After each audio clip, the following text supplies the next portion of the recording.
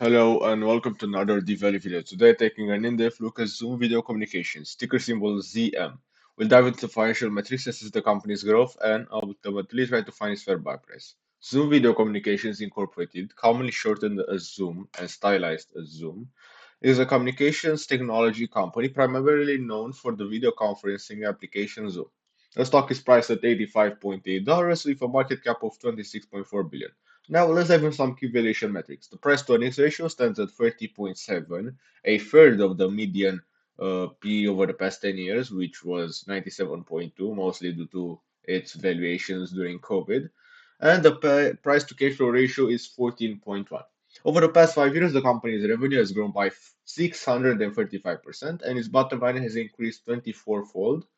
In terms of earnings per share, there has been a growth of 2,200%, and notably, the number of common shares outstanding is approximately 310 million, a plus 23.2% change over a period.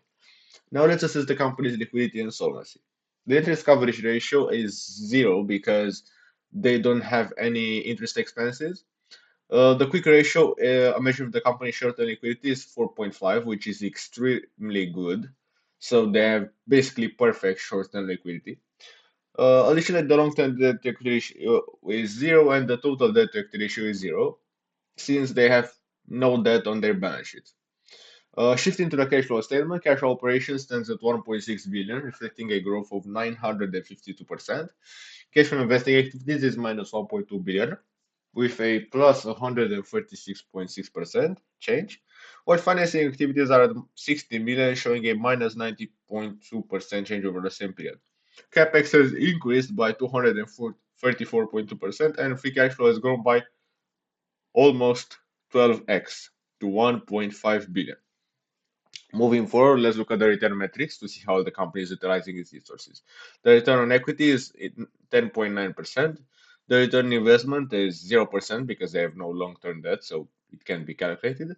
The return on assets is 8.7%, and the return on invested capital stands at 16.5%, which is very good. Finally, let's find acceptable buy price. The first method is conducting a discounted cash flow analysis. Basing a discount rate of 9%, a revenue growth rate of 4% for 10 years, and a perpetuity growth rate of 10%, we get a fair value of $107.2. Secondly, using a multiples valuation of 30 times earnings, operating cash flow, and 25 times free cash flow, we get a fair value of $97.82. Finally, the analyst target price is $77.5. Putting it all together, we get an intrinsic value of $94.1, and using a 15% margin of safety, we get an acceptable buy price of $80, suggesting that the stock at the current levels is trading near fair value. To wrap up, I also rate Zoom as a whole, but I do believe that this is a great company.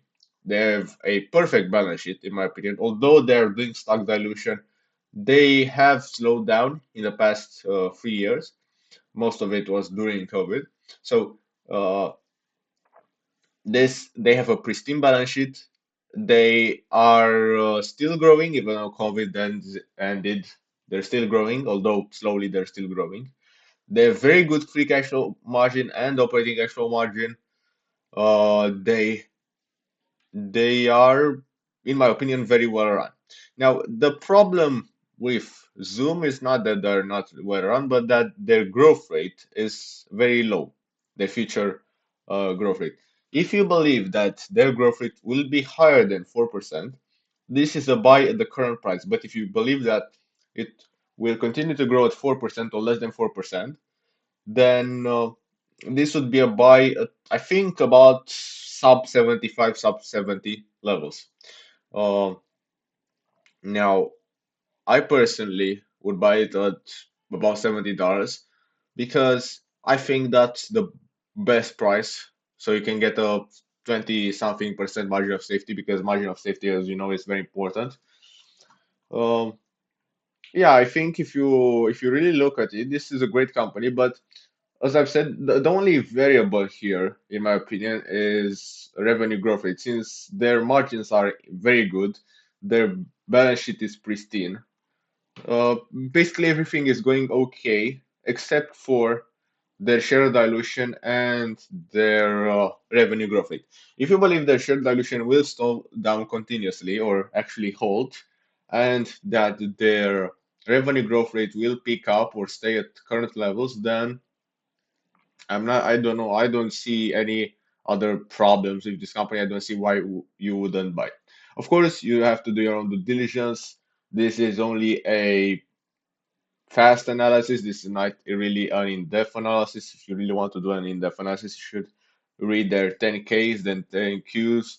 You should see how management's been able to forecast from the past. For example, look before COVID in 2017. If in 2017 they predicted that in 2019 they'll have so and so revenue, and if they actually had that in 2019, that means the management is capable of making great, accurate assessments of their future and executing. So you have to look at their execution in the past. You have to look at a lot of other things, but from a short-term view, from a short-term analysis, short analysis, this looks very close to a buy. Now, thank you for watching. If you found this video helpful, please like and subscribe for more deep analysis, and also check out my investing blog featuring in-depth analysis from the link in the description below. And see you in the next video. Bye.